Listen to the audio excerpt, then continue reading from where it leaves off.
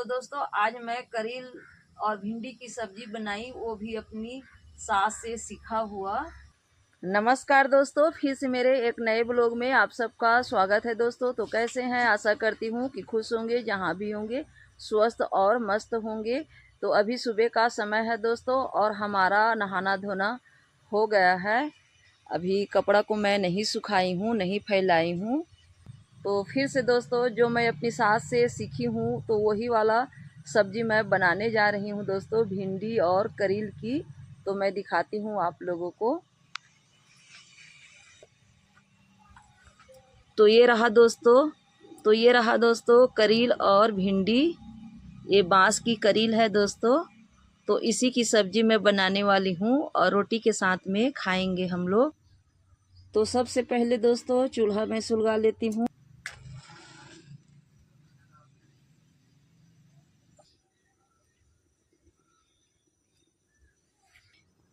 इधर मेरा चूल्हा सुलगता है और इधर मैं सब्जी को काट लेती हूँ।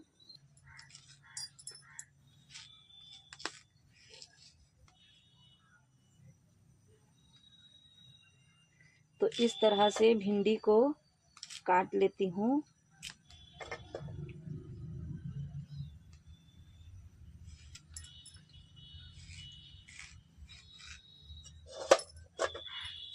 और कल हम लोग बाजार से खरीद के लाए हैं दोस्तों इस भिंडी को। बहुत ही ताज़ा और फ्रेश भिंडी है।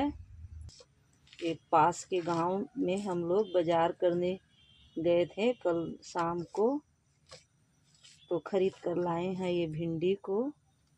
और ताज़ा और फ्रेश है ये भिंडी, कल का ही है। तो मैं भिंडी को काट लेती हूँ। तो सब्जी को काट ली मैं। तो चूल्हा मेरा सुलग चुका है, तो कढ़ाई को रख देती हूँ। तो कढ़ाई गरम हो चुका है, तो तेल डाल देती हूँ। तेल गरम हो चुका है, तो ये रहा सरसों। तो सरसों को डाल देती हूँ। और सरसों चटक चुका है, तो ये रहा कटा हुआ भिंडी। तो इसे भी डाल देती हूँ। थोड़ा इसे तल लेती हूँ, फिर करील को बाद में डालूंगी।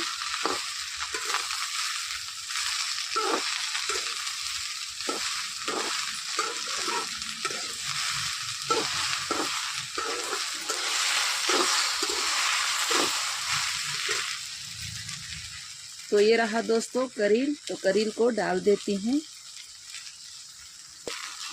और करील को भी भिंडी के साथ में तल लेती हूँ।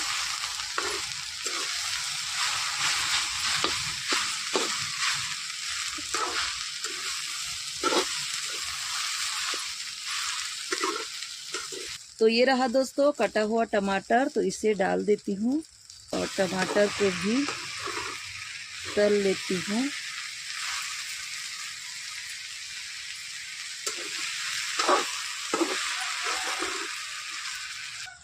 और अब डाल देती हूँ हल्दी। और ये रहा मिर्ची। और ये रहा दोस्तों मसाला। तो इसे भी डाल देती हूँ और मसाला को भी अच्छी तरह से तल लेती हूँ।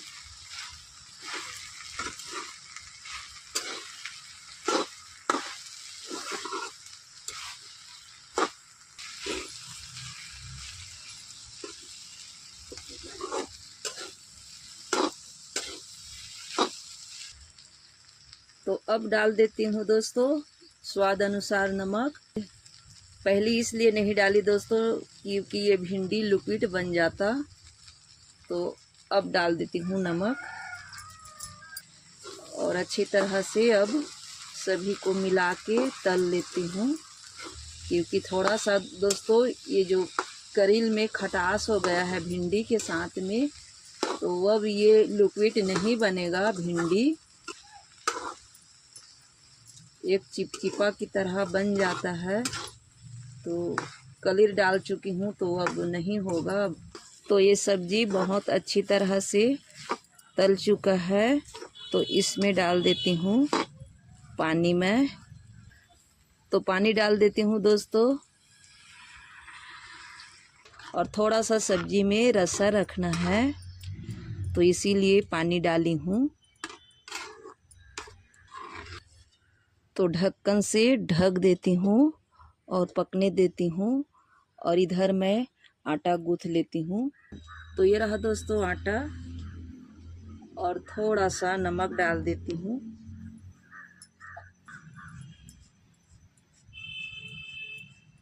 और आटे को गूँथ लेती हूँ।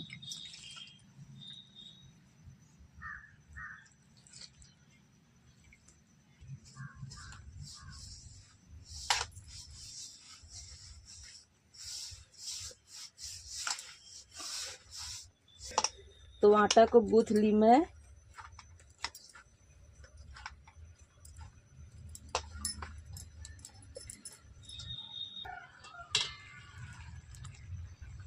तो सब्जी मेरा बहुत अच्छी तरह से पक चुका है और इतना ही रस्सा रखना है। तो सब्जी को मैं उतार लेती हूँ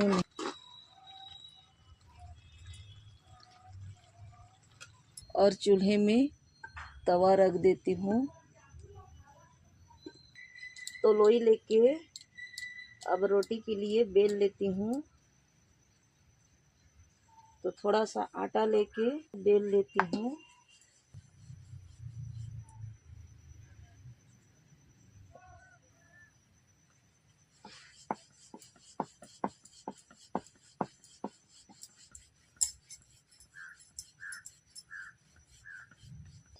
तो बेल ली हूँ और तवा मेरा गरम हो चुका है। तो जाती हूँ पका लेती हूँ रोटी को। तो डाल देती हूँ तवे में और पलट लेती हूँ। और इधर फिर से बेल लेती हूँ दोस्तों। सभी चीज़ को आप लोगों को नहीं दिखा पाऊँगी, मेरा तो कोई कैमरा पकड़ने वाला नहीं है। तो रोटी को पलट के फिर से तो इस तरह से थोड़ा दबा देती हूँ दोस्तों, ताकि फूल जाए। तो ये रोटी मेरा पक चुका है। तो इसमें रख देती हूँ और डाल देती हूँ।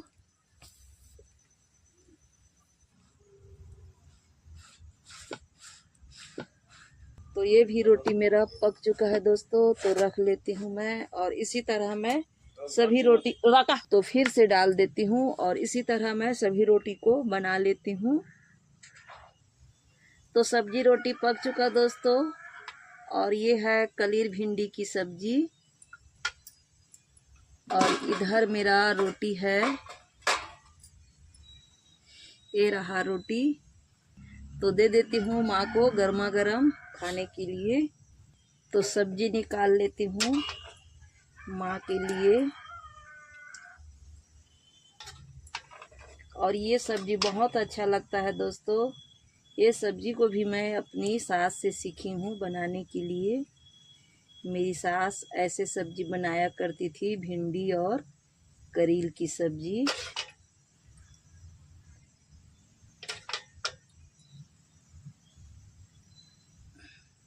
और बहुत अच्छा लगता है दोस्तों ये सब्जी खाने में। तो माँ के लिए रोटी मैं निकाल ली दोस्तों। अब मेरी माँ को दे देती हूँ खाने के लिए। तो आज बनाई हूँ दोस्तों मैं करील और भिंडी की सब्जी और साथ में रोटी भी।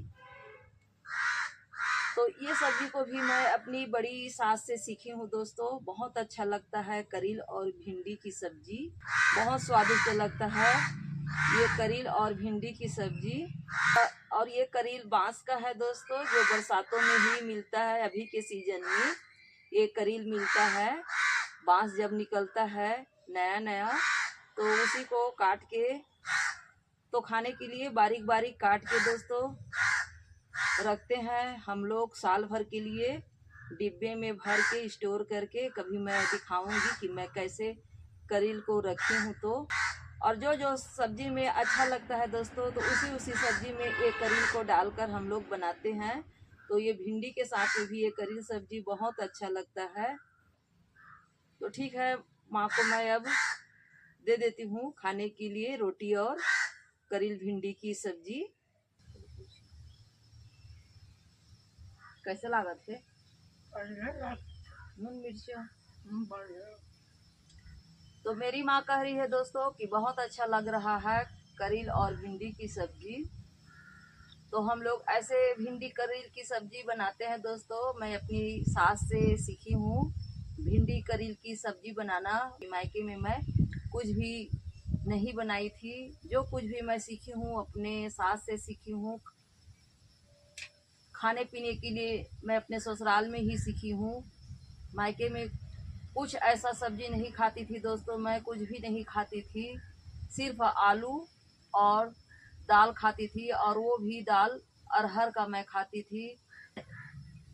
तो क्या होता है दोस्तों, जब ससुराल में खाना कम पड़ जाता है, कभी नहीं बचता है, तो भूख की वजह से कुछ भी खाना पड़ता है दोस्तों। सभी चीज़ को खाना पड़ता है, कुछ भी मिल जाए खाना पड़ता है। तो ऐसे करके मैं धीरे धीरे सब चीज़ खाना मैं सीख गई। हर सब्जी खाना मैं सीख गई।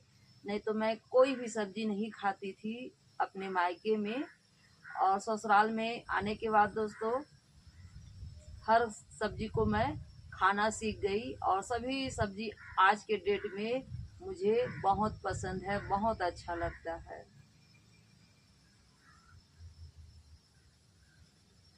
तो मेरी माँ खाना छोड़कर सुन रही है मेरी बात को। सही बात है ना, मैं कहा था यार। सही बात तो है, कुछ तो नहीं खाते।